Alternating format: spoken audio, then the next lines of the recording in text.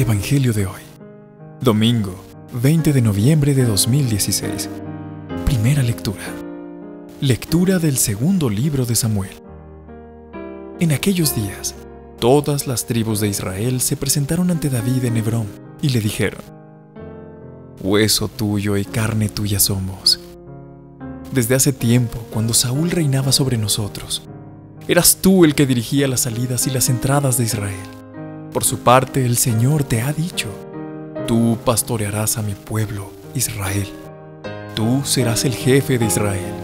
Los ancianos de Israel vinieron a ver al rey en Hebrón. El rey hizo una alianza con ellos en Hebrón, en presencia del Señor, y ellos le ungieron como rey de Israel. Palabra de Dios. Te alabamos, Señor.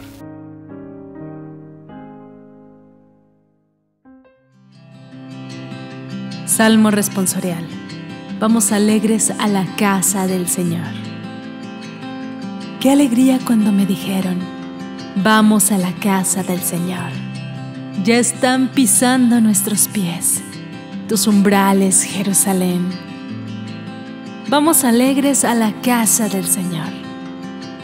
Allá suben las tribus del Señor, según las costumbres de Israel, a celebrar el nombre del Señor. En ella están los tribunales de justicia, en el palacio de David.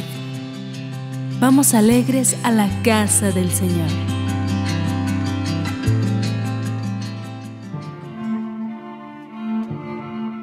Segunda lectura.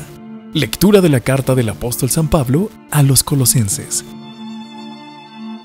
Hermanos, demos gracias a Dios Padre, que os ha hecho capaces de compartir la herencia del pueblo santo en la luz. Él nos ha sacado del dominio de las tinieblas y nos ha trasladado al reino del Hijo de su amor, por cuya sangre hemos recibido la redención, el perdón de los pecados.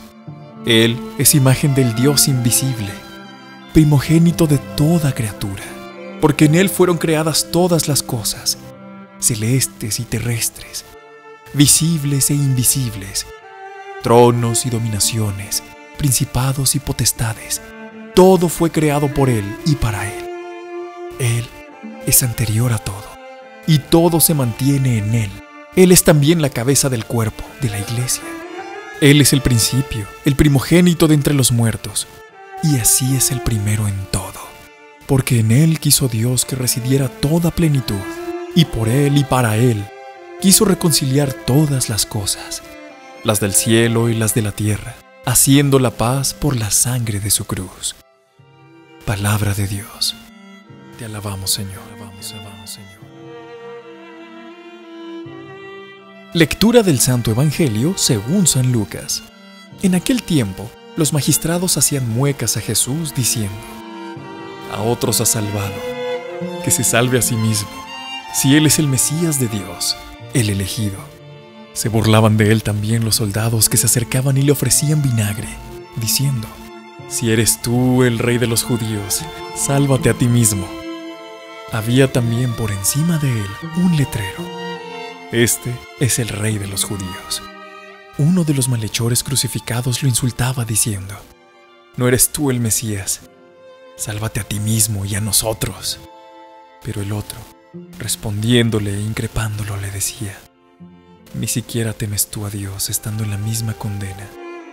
Nosotros, en verdad, lo estamos justamente, porque recibimos el justo pago de lo que hicimos. En cambio, este no ha hecho nada malo. Y decía: Jesús, acuérdate de mí cuando llegues a tu reino. Jesús le dijo: en verdad te digo, hoy estarás conmigo en el paraíso. Palabra del Señor. Gloria a ti, Señor Jesús.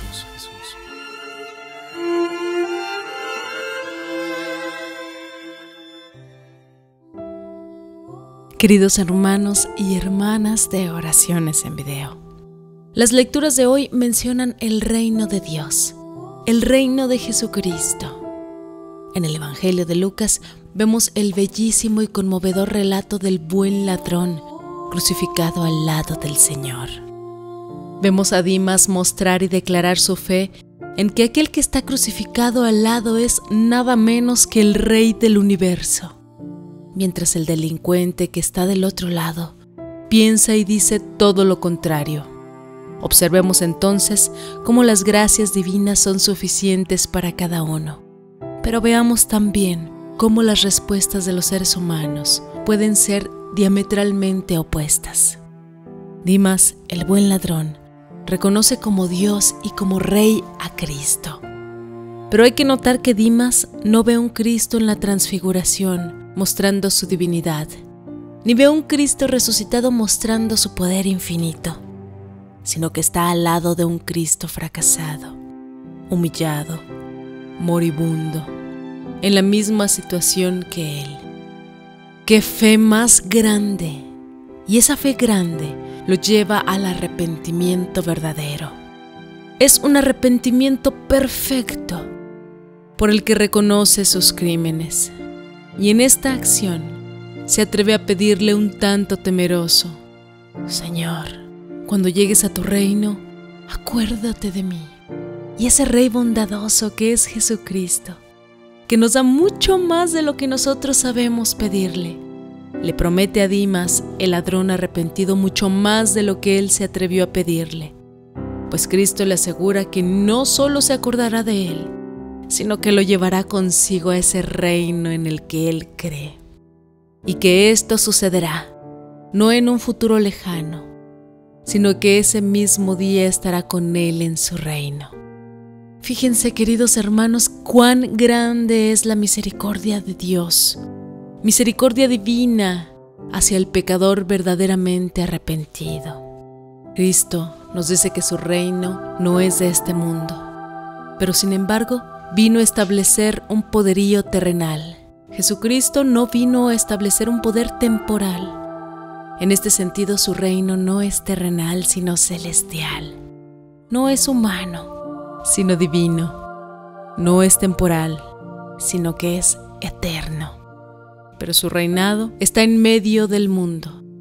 Está en cada uno de nosotros, o mejor dicho, está en cada uno de nosotros cuando Cristo vive en nosotros y nosotros permitimos que ese Rey, que es el Señor, reine en nuestro corazón.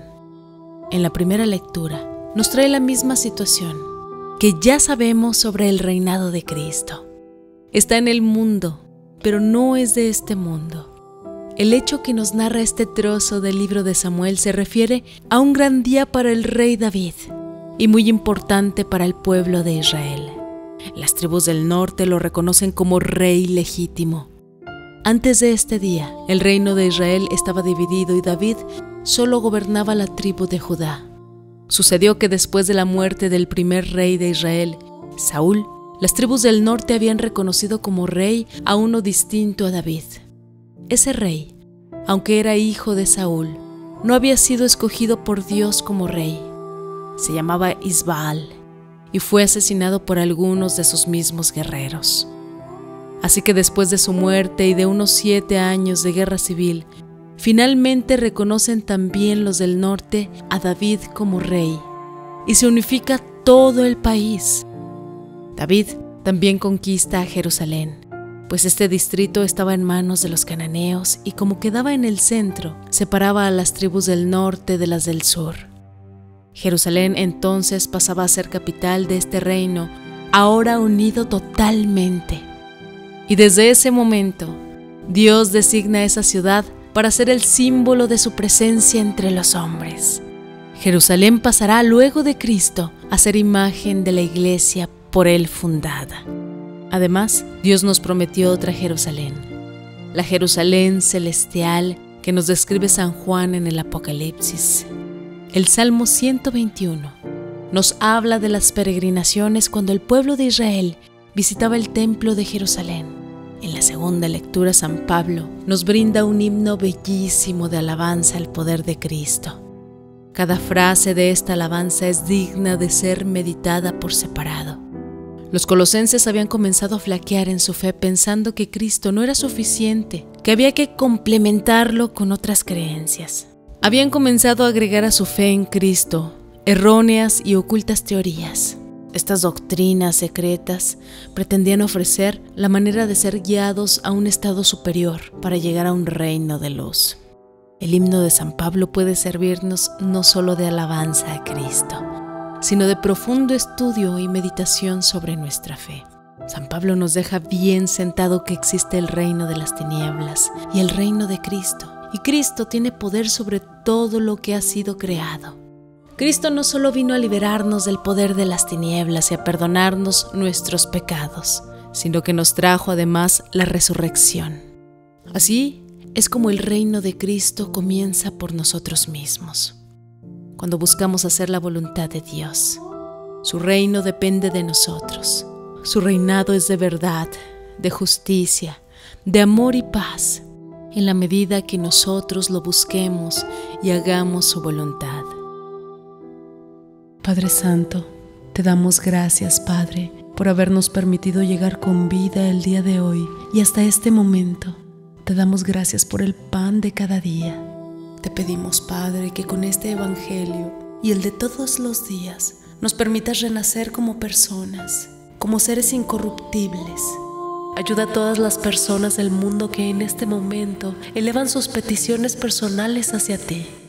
Oremos también para que nuestras súplicas lleguen a Él, para que su bendición cubra completamente nuestras vidas. Él nos ha prometido que si guardamos sus mandamientos, nos bendecirá y nos protegerá siempre. Amén. En este canal, Oraciones en Video, nos alegra llevarte el Evangelio cada día.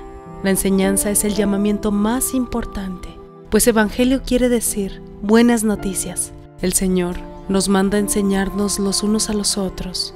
Queremos seguir contando contigo. Te invitamos a suscribirte a nuestro canal y a compartir este video para que la palabra y las oraciones de Dios sigan llegando a muchos más hogares.